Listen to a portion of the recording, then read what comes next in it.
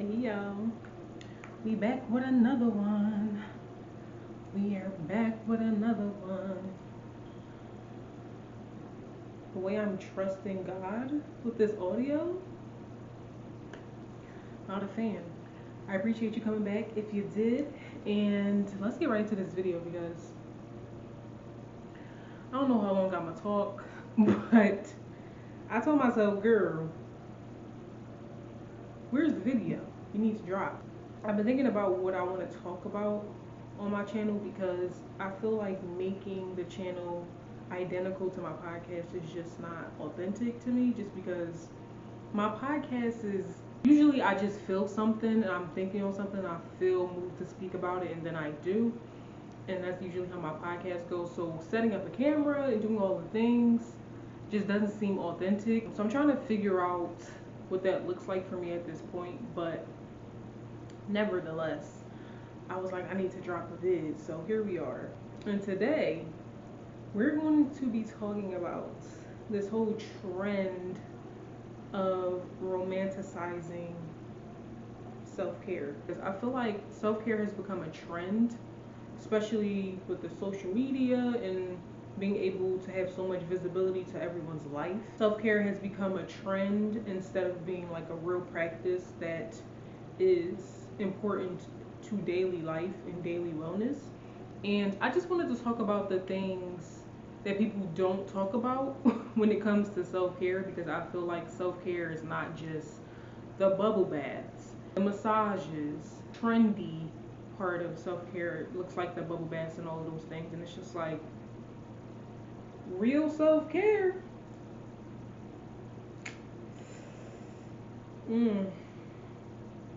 It's a bit uncomfortable, it's a bit chaotic, it's a bit different. It's important to recognize those things because obviously self-care is subjective to whoever is performing those actions, but I feel like just going through the self-care journey and the self-healing journey, because to me self-care is self-healing, there's just a whole other side of it that I don't feel like people really touch on.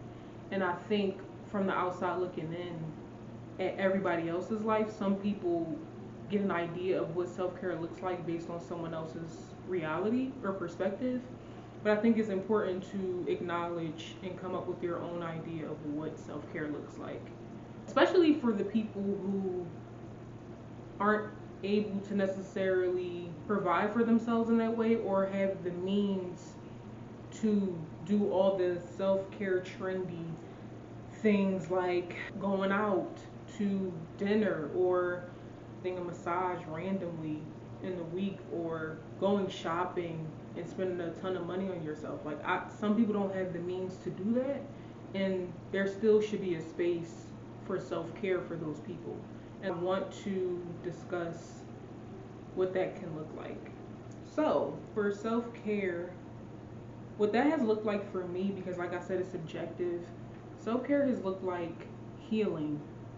Self-care has looked like getting closer to myself. Self-care has looked like being uncomfortable in what has happened in my life and actually making a space to make that better by going to therapy and doing all of these things that usually don't qualify as self-care. I wanted to get into like the nitty-gritty of what that really looks like for some people. So I have some things written down that I wanted to touch on. The first thing I have is expecting the slow journey. What I mean by that is when you're on your self-care journey, at least for me, instant gratification does not exist. And it's really a hard reality to come to, especially in the society we live in where everything is moving like that. There's really no space for waiting for anything because everything is so at reach that you don't feel like you need to wait for anything. You're uncomfortable with the process of not getting what you want and desire as soon as possible. But what I've learned is that, especially through the work I'm doing with my podcast and things like that, talking about mental health and getting really involved with that world, this is not trendy. I think people have tried to make it trendy, but this is not trendy because it's uncomfortable. In that sense, when it comes to success or when it comes to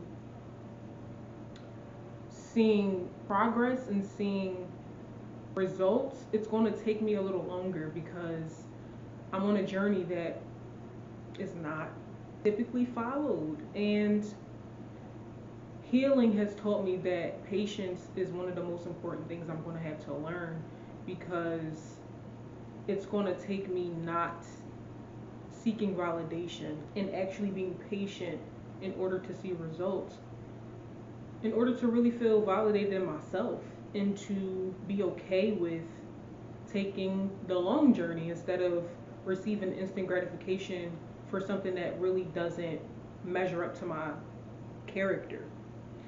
So that could mean making money any type of way. And by no means am I saying, don't do your thing. What you decide to do with your life is your choice. But just when you have integrity and you're really grounded in your character and your values, there are certain things you just won't do. And so I realized that having values and having morals means that it might take you a little longer to get to where you need to be. And that's super uncomfortable for someone who lives in a society that glorifies instant gratification. So that's one thing that's a part of the self-care journey that is not so romantic. Okay? But it's realistic. Another thing is loneliness.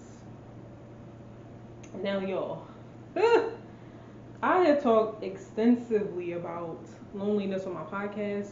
There's a reality that the closer you become to yourself and the more you learn about yourself, the smaller and smaller your circle is going to get, because everyone is not meant to come with you. And as you get closer to yourself, you start to realize the relationships you upkeep and you maintain around you and what they actually do to serve you and where you're going. And when those things don't match, you have to cut people out of your life and you have to get rid of the things that are standing in your way, because you'll never live fully in your truth if you have people around you that don't contribute to what you're trying to do or support you. And so the reality is, self-care can be very lonely in that way, because when you truly care about you, you don't allow negative energy and negative people. I don't even want to use the word negative, but you just can't have that around your space, because it's not going to contribute to getting closer to yourself and fully understanding who you are. So loneliness is a real thing, and I feel like I'm still getting used to it. Like I've found comfort in being alone, because first of all, I think loneliness and being alone are two different things. I think one is a mindset and one is an actual physical type of reality. But self-care can be uncomfortable in that way, because you start to get spiritually connected to yourself in a way that, especially as a woman, in that intuition is telling you that this is not the right person to be in your space. And at some point you have to listen to it. Like at some point it's like, okay girl, how long you gonna deny what's actually going on and what you actually are feeling in order to keep up this like front or idea of what you think is important and what you think is healthy, that you know is not healthy. And so there's a lot that can come out of it. One of those things is loneliness, and it's super uncomfortable, but you find peace in it once you understand that solitude is how you get closer to yourself. And I feel like, I'm not going to say loneliness has been romanticized, because I've not seen a lot of that type of content, but I do think that people are not comfortable being alone. And so some some people try to make up for that loneliness by just keeping people around them that do nothing for them or do harm to them. You have to get really intentional about the people you keep around, because that'll affect your self-care. That'll affect how you view yourself. That'll affect the progress and where you are trying to go with your life. And so that can be a hard thing about self-care. It's just really like, you gotta get serious, sis. You gotta get real serious. Okay, the third thing is the boundaries. And I intentionally put that after loneliness, because once you start putting those boundaries in place,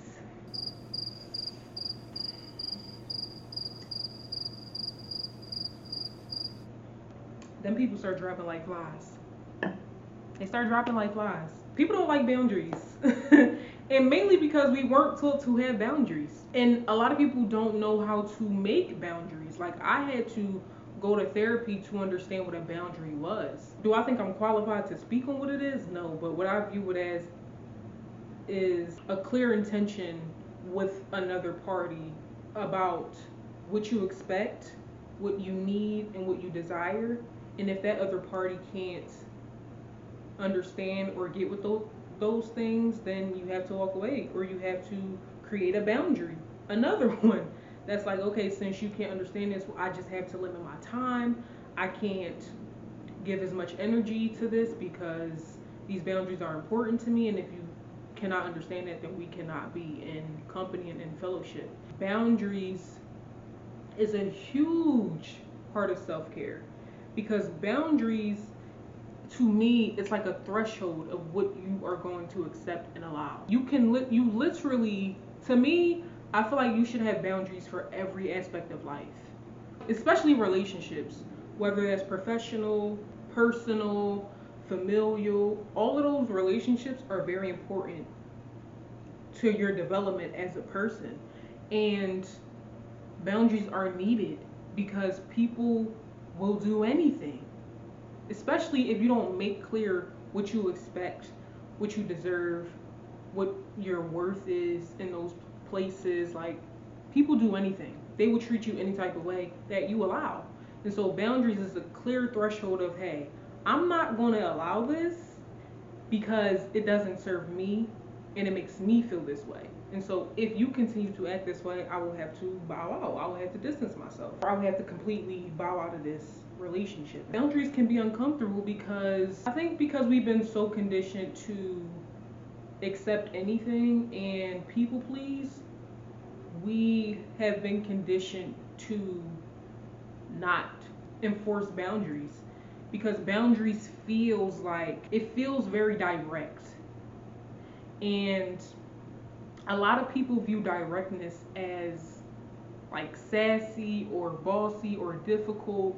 And what it is just the truth of what you know about yourself, and having power and autonomy and agency over yourself to be clear about what you want in a situation and what you expect from a situation. But people are not used to those notions, especially from women. Patriarchy. What I've noticed is being clear about my expectations for certain relationships or people has really eliminated a lot of the relationships that just weren't healthy for me. I've lost a lot of relationships because of the boundaries I've created. I've just been condemned for a lot of things. I don't let things slide. I don't. I've thought that maybe I was overreacting in certain instances, but also I'm just like, no, if it feels uncomfortable to me, I need to say something about it, and I need to create a boundary so that I'm protected, because that's ultimately what's important. You want to feel protected in a relationship. You want to feel loved. You want to feel like people actually care about what you care about. And so I think that's where boundaries is huge, boundaries are huge because they're a clear notion and proclamation of what you want and expect in a relationship, and it's super important. And it's super important for self-care. Got that from therapy. Okay, y'all, this last one I think is a culmination of all the things I discussed, the three things. Making yourself uncomfortable. Self-care, to me, once I got past the trendy notion of it, was super uncomfortable, because what it was me unlearning all of the things that I was taught that weren't healthy for my advancement as Tiana. And initially it was really hard. and uncomfortable because I felt like I was doing something wrong by participating in self-care, by going to therapy and really learning who I am so I can understand myself and teach other people who I am. Because that's what we're doing in these relationships. People are learning who we are and we're teaching them who we are. And so we have to have a clear understanding of who we are in order to do that. But you have to understand self to do that. And self care is literally that. You have to make yourself uncomfortable learning about who you are, and that's what therapy was for me. It was uncomfortable to hear about myself and to see myself in a different light than what maybe I was imagining I was and what I guess was being projected of me. Hearing the truth about yourself is a part of self-care because again, you have to know these things in order to be aware of what needs to be worked on and just be aware of what you're giving off because that is important to a certain extent. And so I feel like making myself uncomfortable has been huge, not only because of the notion that learning about yourself is just uncomfortable, especially the trauma and stuff, but also like throwing myself in situations that I wouldn't usually do has been super uncomfortable. But it has all contributed to the elevation of me. I've truly enjoyed it. I've truly enjoyed it because it's teaching me that I'm good. I'm amazing. Like it's teaching me that dang, I didn't know I could really do that by myself. I didn't really know I could do that. Like I don't know. It's a really interesting experience. The trends that I see aren't really like people making themselves uncomfortable, which is fine because again, self-care is subjective. But to me, self-care looks like taking risks and challenging yourself to see what you are capable of, impressing yourself in some way. You'll learn about yourself and you've pushed yourself to be and do a little more than you would typically do. And it's going to advance you in some way. And so I'm all about self-advancement. I just have loved making myself uncomfortable, whether that's going out by myself to festivals with a bunch of people that I would never do, but having a good time and meeting new people and just allowing myself to try something different. That's been amazing for me. So I've loved that. That's a huge part of self-care for me. And yeah, I think I'm gonna wrap this up. Wrap it up. Self-care, although the trendy stuff of it is fun, relaxing, and all of those things, there's another side of self-care that can be uncomfortable, that can be challenging, that can be just mysterious in a way that you don't know that you experience that until you actually go through it. I think there's beauty in that you are experiencing things that are uncomfortable, but it's making you stronger and it's making you smarter. I love getting smarter. I love learning new things, especially about me. So I encourage you to definitely indulge in some self-care, whether that's the romanticizing part of it or whether that's the real nitty gritty part of it, because both are equally beautiful. That's all I got, yo. Appreciate y'all watching. I'll see y'all in the next video.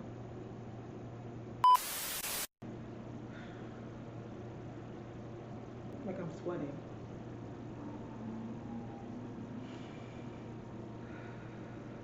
I should have did like breathing exercises before I started this. That tastes disgusting. You know, not a good choice. I just wanted to hear a song real quick because your girl is shaking, shaking in her boots.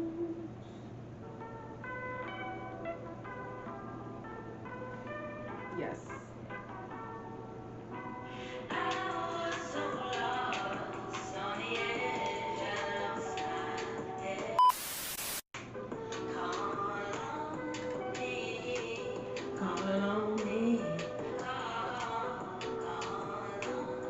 This is disgusting.